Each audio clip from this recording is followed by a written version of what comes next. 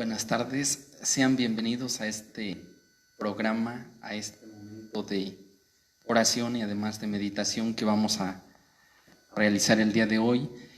Para iniciar este momento vamos a alabar al Señor con un canto.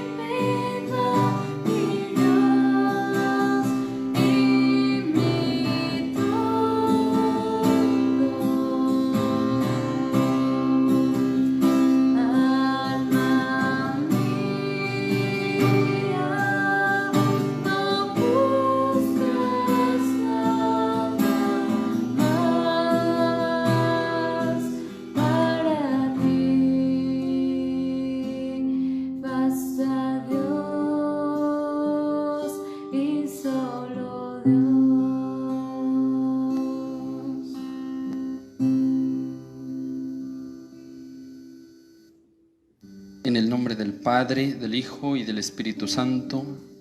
Amén. Solo tú, Señor, conoces nuestros anhelos más profundos de felicidad. Solo tú sabes los extravíos, los errores en que caemos cuando, persiguiendo una vida feliz, nos convertimos en seres desdichados. Nuestra alma está creada para lo infinito y la pretendemos llenar con lo perecedero de la vida, con la vanidad de las cosas, con los amores que se apagan, dejando cicatrices en el alma. Ven en nuestra ayuda, que tu palabra sea lámpara para nuestros pasos, luz en nuestro camino. La felicidad tiene un rostro, y ese rostro eres tú. Solo tu amor puede colmar los anhelos de nuestra alma, porque como un día dijo tu amigo Agustín, nos hiciste para ti y nuestro corazón no descansará hasta que no torne a ti. Danos la gracia de amarte y conocerte, para que conociéndote te amemos y amándote te conozcamos, y esa sea nuestra felicidad, nuestra bienaventuranza. No permitas, Señor, que en nuestra vida se hagan realidad esas palabras de tu amigo Tomás de Aquino. Los que reciben algo sin esfuerzo, lo conservan sin amor. Que nuestra vida sea una continua búsqueda de tu rostro, para poder ser bienaventurados ya desde ahora. Amén.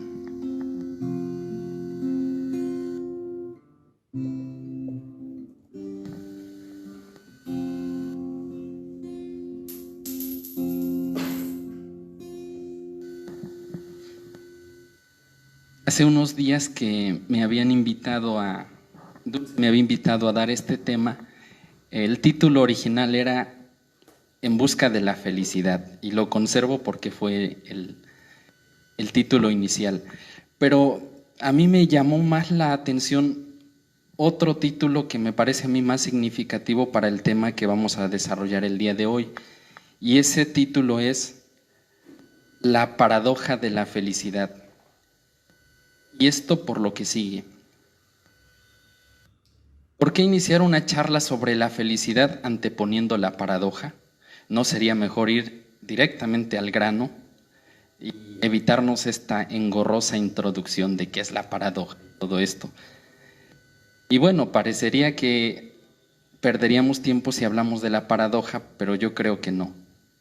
Y eso se debe a que resulta aparentemente contradictorio el tema de la paradoja. Paradójico es que cuando hablamos de la felicidad es inevitable que toquemos, aunque sea solo de paso, la cuestión del dolor, porque si todos fuéramos felices siempre, todo sería maravilloso, pero en nuestra vida, desde que nacemos hasta que nos vamos a morir, siempre hay una marca de dolor, de dolores, frustraciones, tristezas, tantas cosas que es inevitable tocar la felicidad y olvidarnos del dolor. Ambos van tan unidos que están tan presentes en nuestra vida. Paradójico es que el hombre que tiende a la felicidad necesariamente ha de cruzar el cenegoso camino del sufrimiento. Y es que si anhelamos la felicidad es porque hemos tenido un anticipo de ella.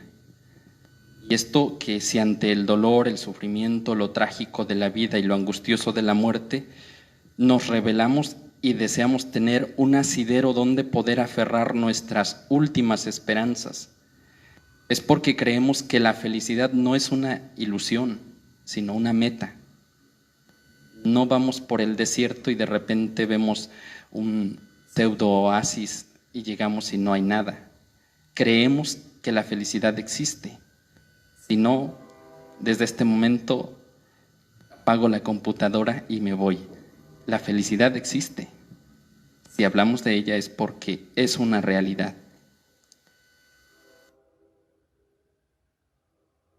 Y bueno, esto es solamente empezar a pisar el terreno humano, pero ¿qué dice la palabra de Dios? ¿Qué dicen las Escrituras?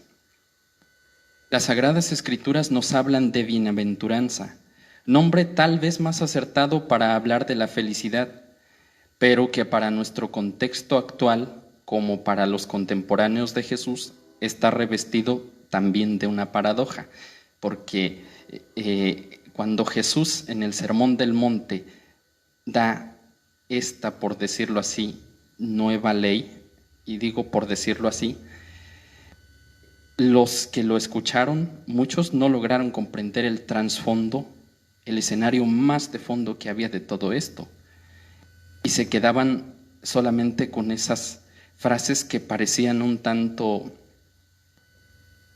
fuera de lugar. ¿Por qué decir que los pobres son dichosos? ¿Por qué decir que si te persiguen, ríete de la vida, que las cosas van bien, ¿no? Cuando realmente, si a uno lo persiguen, lo que uno siente es todo menos alegría. Y bueno, también la perícopa mateana o el texto de San Mateo que vamos a reflexionar, aunque sea solo de pasada, y que es precisamente el discurso o sermón de la montaña, concretamente el capítulo 5, y del capítulo 5 solamente los primeros versículos que aparecen, nos muestra 8 formas de felicidad o de ser bienaventurados. Y precisamente aquí vamos a romper con todo lo que normalmente se tiene o se entiende por felicidad. Porque cuando escuchemos textualmente lo que dicen estas sentencias, veremos que hay un contraste con la mentalidad actual. En la Biblia existen otras muchas bienaventuranzas, en número suficiente para llegar a constituir una figura literaria denominada macarismo. Aquí no vamos a tener una clase de exégesis bíblica, por tanto no hay que preocuparnos sobre eso. Son aforismos o sentencias donde se proclama la felicidad de alguien a la vez que se expone el motivo de dicha felicidad. Pero no nos detendremos en ellas por ahora. Tampoco abordaremos las bienaventuranzas en Lucas. Solo, y dado el tiempo que tenemos, nos centraremos en Mateo. Lo haremos siguiendo el magisterio del Papa Francisco. Lo que quiero decir es que las siguientes sentencias que aparecen textualmente son tomadas de Gaudete et Exsultate. Las vamos a comentar de modo muy breve porque no tenemos bastante tiempo para dedicarnos a ello. El Papa Francisco nos invita a mirar la felicidad con el rostro de la santidad. Así lo afirma en Gaudete et Exsultate. La palabra feliz o bienaventurado pasa a ser sinónimo de santo, porque expresa que la persona que es fiel a Dios y vive su palabra alcanza en la entrega de sí la verdadera dicha. Esto lo encontramos en el número 64 para quien tenga el documento. Pero en las circunstancias que nos han tocado vivir, la palabra santidad como sinónimo de felicidad resulta poco aceptada. Es por eso que las bienaventuranzas resultan un discurso contraactual y contracorriente. También son para nosotros, pero no sin nosotros. Es verdad que las hemos dejado al margen, que para nosotros parecen ya no decir nada y sin embargo se revisten de una actualidad que nos hace constatar que la palabra es contemporánea nuestra. Ser santo es mirar el mundo desde la perspectiva de Dios.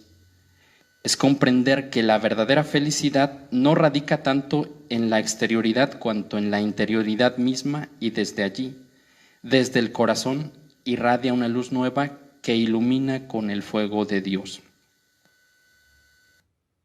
Bueno, aquí ya vienen cada una de las bienaventuranzas porque son, por decirlo así, 8 vías, 8 caminos para llegar al cielo. Si lográramos los 8, vamos por muy buen camino, pero si no logramos los 8, al menos sí tratemos de lograr la mayoría. Y vuelvo a insistir, es complicado porque en nuestros días, y desde luego al dirigir un tema a jóvenes creyentes, presupongo que hay un cierto conocimiento, que hay una cierta experiencia de Dios, al menos el presupuesto. Pero dado que el presupuesto no siempre se cumple, podría haber quienes no estén de acuerdo con cada una de las sentencias que van a aparecer a continuación. Felices los pobres de espíritu, porque de ellos es el reino de los cielos. Frente a la mentalidad del Antiguo Testamento, donde podríamos parafrasear esta frase diciendo, felices los ricos, porque de ellos es el reino de la tierra, aquí ya estamos hablando de que Jesús se fija en los pobres. Y los jóvenes de este tiempo, los adolescentes de este tiempo, también debemos mirar a los pobres, también debemos centrarnos en ellos, porque pobre no necesariamente significa alguien que carece de recursos materiales o de una vivienda o de los alimentos para pasar el día. La pobreza, como la entiende el Evangelio, como la presenta Jesús, es una bendita pobreza, es la bendita pobreza de la que hablaba San Francisco de Asís. Y el Papa Francisco, aquí este extracto del documento me parece enriquecedor, dice, las riquezas no te aseguran nada, y hablamos de las riquezas materiales, incluso también de otro tipo de riquezas. Cuando el corazón se apega a algo, sea bienes materiales, sean cualidades, sea una persona, cuando el corazón se apega tanto a alguien o a algo, entonces es un corazón tan rico, demasiado rico, que Dios no tiene lugar allí, porque los bienes, las personas o las experiencias ocupan el lugar de Dios. El Papa Francisco dice, es más, cuando el corazón se siente rico, está tan satisfecho de sí mismo que no tiene espacio para la palabra de Dios. Y empieza hablando de la palabra de Dios, la escucha de Dios, la relación con Dios. Para amar a los hermanos, segunda cosa, si no amamos a Dios, tampoco amamos a los hermanos. Si no amamos a los hermanos, no podemos decir que amamos a Dios. Ni para los ni para gozar de las cosas más grandes de la vida. Cuando alguien se centra en el trabajo con tal de tener un coche, una casa, tantas otras cosas, de repente ya no sabe distinguir entre un amanecer y un atardecer. Todo parece igual. Si cantan los pájaros, no importa. Si llueve, no importa. Si sale el sol, no importa. Si las nubes cambian de color, no importa. Lo importante es el trabajo, el dinero, trabajo, dinero, dinero, trabajo, trabajo, dinero. Y así la vida se hace pobre, en el sentido común que tenemos de pobreza. Y el Papa insiste, así se privan de los mayores bienes. Por eso Jesús llama felices a los pobres de espíritu, que tienen el corazón pobre, donde puede entrar el Señor con su constante novedad. Y aquí quiero que pongamos atención porque cada una de estas frases al final viene con una sentencia que el Papa remarca. Y la primera sentencia es, ser pobre de corazón, eso es santidad. Tener el corazón disponible para Dios, eso es santidad. Si el corazón está tan lleno de nosotros mismos y de las cosas y de las personas, Dios jamás va a entrar ahí. Lo segundo, felices los mansos porque heredarán la tierra. Algunas personas dicen, hay que ser mansos pero no mensos. Y bueno, el Papa también habla de eso, de ser mansos pero no mensos. Claro que lo dice de otra manera, pero la idea es esa. La mansedumbre es otra expresión de la pobreza interior y volvemos a conectar con la frase anterior. De quien deposita su confianza solo en Dios. De hecho, en la Biblia suele usarse la misma palabra, anahuín, para referirse a los pobres y a los mansos. Alguien podría objetar, si yo soy manso pensarán que soy necio, que soy tonto o que soy débil. No dice que soy menso, pero eso más o menos se acerca. Tal vez sea así, pero dejemos que los demás piensen esto. Es mejor ser siempre mansos y se cumplirán nuestros mayores anhelos. Los mansos poseerán la tierra. Y el Papa al final termina diciendo, reaccionar con humilde mansedumbre, eso es santidad. Pero ser manso es difícil, porque cuando a alguien lo agreden, la primera reacción, y hablo de reacción instintiva, es golpear, decir unas palabras, es no ponerse al servicio de la otra persona, sino poner una barrera. La tercera bienaventuranza es, felices los que lloran, porque ellos serán consolados.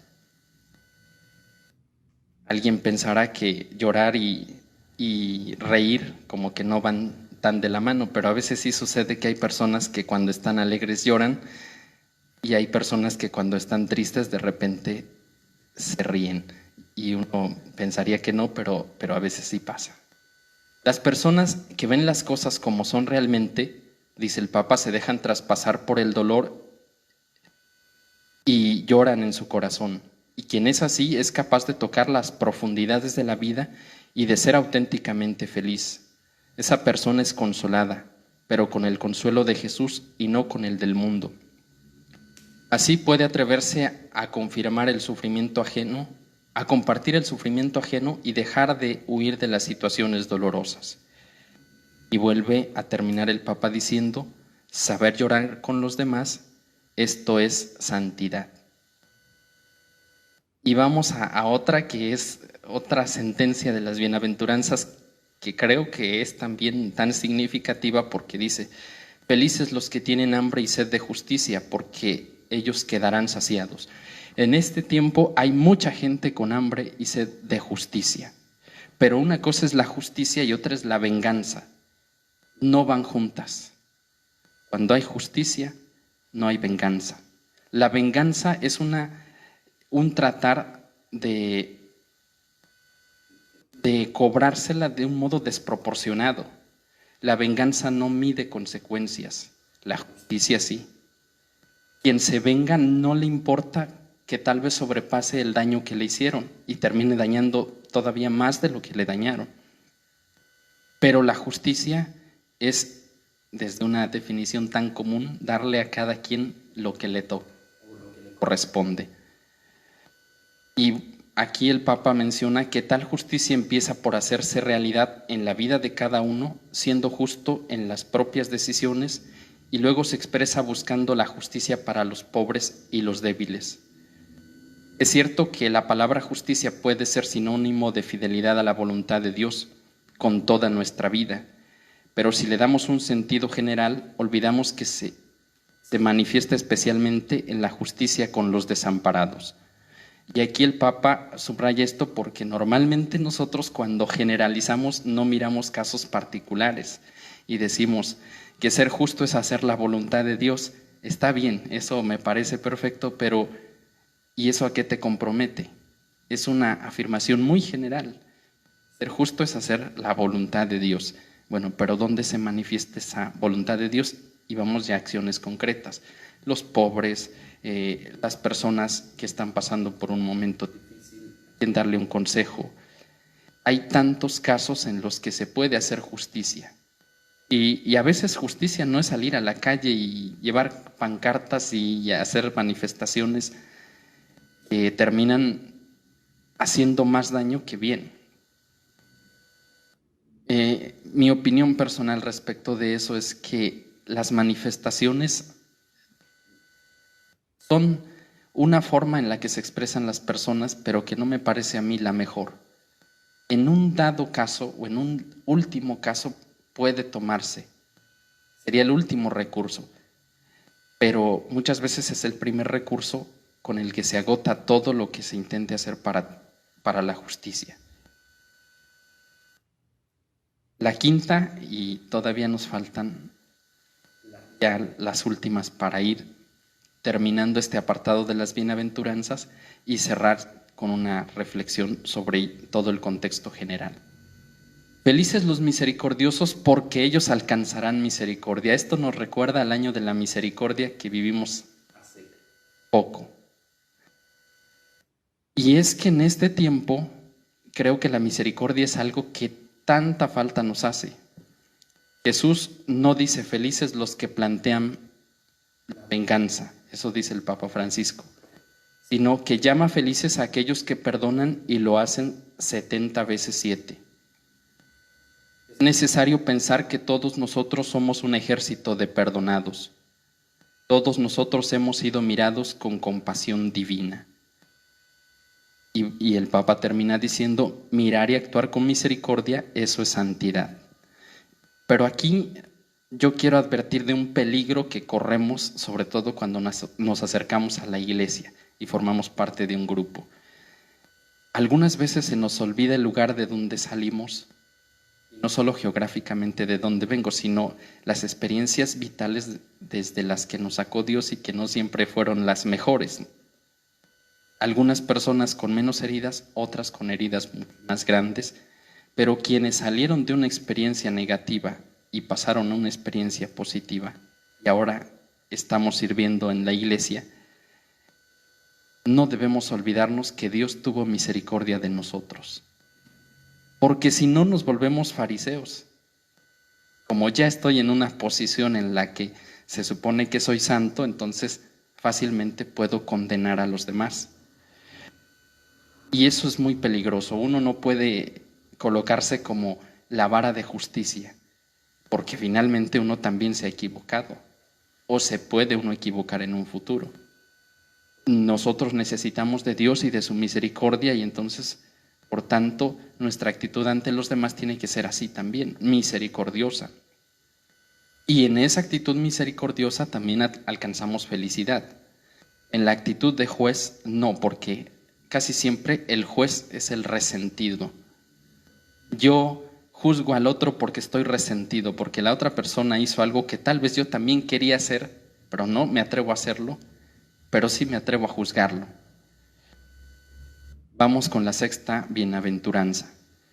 Felices los limpios de corazón, porque ellos verán a Dios. Y aquí el tema central de toda la bienaventuranza es el tema del amor. Y me atrevo a decir que amor y felicidad van muy de la mano. Quien ama verdaderamente es feliz. Quien es feliz verdaderamente es porque ama.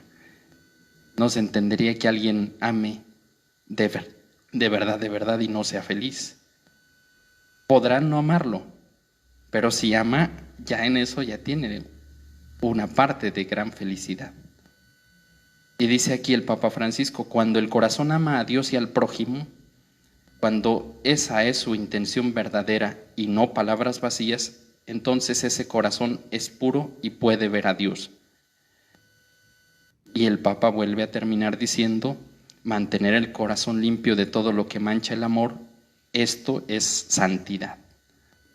Y frente a tantas desviaciones que tiene la palabra amor en nuestros días, volvemos a la centralidad de que el verdadero y profundo amor es el amor de Dios. Y a partir del amor de Dios podemos ir midiendo los demás amores. Si yo amo a Dios, puedo amar a mi prójimo. Y por eso se entiende una parte que a veces es un poquito oscura del Evangelio que dice, odia a tus padres. Quien no odia a sus padres no es digno de mí. Y uno se puede quedar espantado con esa afirmación. Bueno, no, que se supone que Dios pide amar y entonces habla de odiar. Bueno, primero que se ponga de acuerdo Dios y ya después yo le hago caso. Pero es una paradoja. ¿Cómo que Dios te pide que lo ames y te pide que odies? Sí, porque no se trata literalmente de odiar al papá o a la mamá. Se trata de poner a Dios en primer lugar. Lo amas a Dios y entonces en automático podrás amar a tus padres tan bien como amas a Dios.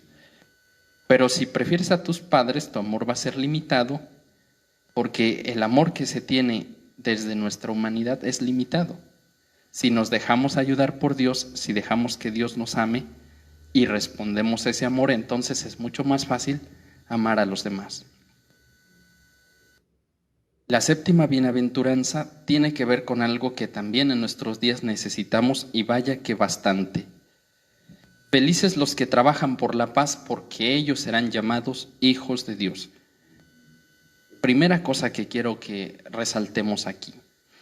La paz no solamente se trata de la ausencia de guerras, ese es un concepto muy amplio de la paz, sino también de ese tipo de paz que es todavía más profundo y más íntimo y más propio de nosotros. Esa paz que se necesita en el corazón. Si no hay paz en el corazón, estamos peleados con nuestros amigos, con nuestros vecinos, con nuestros papás, con nuestros hermanos. Si no tenemos paz en el corazón, nuestra vida es un conflicto con nosotros mismos en primer lugar y luego con todos los que nos rodean. Por eso nadie nos entiende, nadie nos ama, nadie está de acuerdo con nosotros. Primero tenemos que estar en paz nosotros, porque si yo no me pongo de acuerdo conmigo mismo, si yo no estoy en paz conmigo mismo, difícilmente lo estaré con los demás. Y el Papa Francisco aquí nos invita diciendo, no es nada fácil construir esta paz evangélica que no excluye a nadie, sino que integra también a los que son algo extraños, a las personas difíciles y complicadas, a los que reclaman atención, a los que son diferentes, a quienes están muy golpeados por la vida, a los que tienen otros intereses. Es duro y requiere una gran amplitud de mente y de corazón, ya que no se trata de un consenso de escritorio o una efímera paz para una minoría feliz. Y termina diciendo, sembrar paz en nuestro alrededor, eso es santidad. Y la paz es necesaria, primero en nuestras familias, porque con esta experiencia de COVID-19, bastantes personas encerradas en su casa revelaron lo mejor de su persona. Y seguramente lo mejor de su persona nadie lo conocía hasta ese momento. Entonces, ahorita hay muchas familias que tienen conflictos por diferentes motivos. Entonces, ¿qué es lo que se necesita? La paz interior, la paz del corazón. Y no se trata de que vayamos a sesiones de yoga para la paz interior o las meditaciones. No, nosotros no necesitamos recurrir al yoga o a las meditaciones, sino al encuentro personal y profundo con Dios. Solo Él es capaz de darnos paz, pero también Dios nos entiende y nos da tiempo. No nos presiona, porque a veces cuando el corazón se llena de problemas, de dificultades, es difícil conciliar la paz. La paz no es algo automático, es algo que se pide y que también poco a poco va llegando al corazón. Y por último, la última bienaventuranza que vamos a meditar es la siguiente. Felices los perseguidos por causa de la justicia, porque de ellos es el reino de los cielos. Es verdad que las persecuciones no nos gustan y gracias a Dios, al menos desde la experiencia religiosa, no tendemos que andarnos escondiendo. Pero aunque en este tiempo no hay una guerra cristera ni tenemos que andar escondiendo nuestras imágenes para evitar que nos maten, sí hay una forma sutil de persecución en nuestros días. Tal vez creo mucho más terrible que la persecución de sangre, porque el mártir gozosamente se va al cielo, dio su vida por su fe. Pero las persecuciones que estamos viviendo tratan de arrebatarnos la fe, tratan de arrebatarnos la confianza en Dios y la credibilidad en la iglesia. Son formas sutiles que el demonio también utiliza para sacarnos de esa felicidad, la felicidad que se encuentra junto a Dios. Y bueno, eso es tan común y sobre todo para quienes van en secundaria o prepa, incluso en la universidad, cuando se tiene que ocultar lo que uno cree y se tiene que mostrarse una actitud diferente, ¿no? Yo no creo en eso, esas cosas no me interesan, lo de Dios eso no va conmigo. Y tal vez la persona en el fondo o el chavo en el fondo sí cree, sí ama a Dios, pero prefiere que no se burlen de él, que no le hagan bullying por creer en Dios. Aunque quien cree verdaderamente en Dios, yo creo que tendría que sentirse más orgulloso y sentirse más fuerte que quienes no creen y quienes se burlan. Porque el que se burla, el que no cree también tiene dudas. Y si realmente Dios existe y si realmente eso que mi amigo presenta está bien y si yo soy el que está equivocado. Aquí recuerdo una reflexión de Joseph Ratzinger, el Papa Benedicto XVI, que en un libro titulado Introducción al Cristianismo decía que en cuestión de fe, tanto duda el creyente como duda el no creyente. El creyente duda porque piensa, lo que yo creo será verdad. ¿Y si no fuera cierto que Dios existe? ¿Y si no existe el cielo? El no creyente duda porque dice, ¿y si Dios existe? ¿Y si la ciencia no lo es todo? La duda la comparten ambos y las certezas también. Por eso quien cree y quien no cree, si unen sus preguntas, pueden llegar a la verdad. El creyente se vuelve sólido en lo que cree y el no creyente llega a creer. Y bueno, ya aquí terminamos estas breves sentencias que tienen que ver con las bienaventuranzas, porque son 8 formas de felicidad complicadas, porque no nos gustaría que nos persiguieran, no nos gustaría ser tan pobres, preferiríamos tener algo a que aferrarnos. Tampoco nos gustaría amar tanto la justicia porque de repente a veces parece que ser injusto beneficia un poco. Pero si queremos ser verdaderamente cristianos y es más, verdaderamente felices, si verdaderamente buscamos la felicidad, hemos de seguir estas 8 vías que nos conducen a Dios. Y para ir terminando ya este momento, creo que el mismo Evangelio, pero antes que el Evangelio, la vida humana es una paradoja. Nacemos para morir, al vivir morimos cada día, muriendo vivimos. ¿No es todo eso una gran paradoja?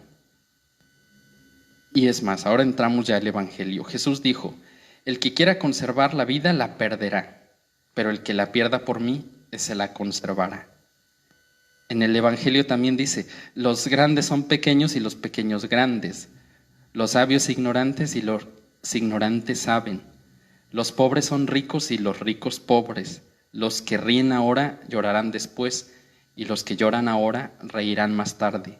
Los primeros serán los últimos y los últimos los primeros. Los que tienen ojos no ven y los que están ciegos contemplan la luz. El Evangelio está compuesto de paradojas, y la paradoja de las paradojas es que Dios se hace hombre y el hombre se hace Dios en Cristo. Por eso no es de extrañarnos que la felicidad sea también una paradoja.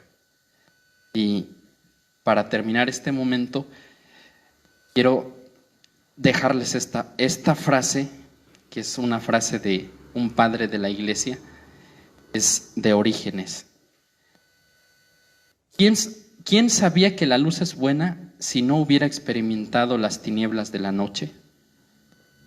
Esta frase nos podría ayudar para meditar que la felicidad también está compuesta de pequeños hilos de dolor.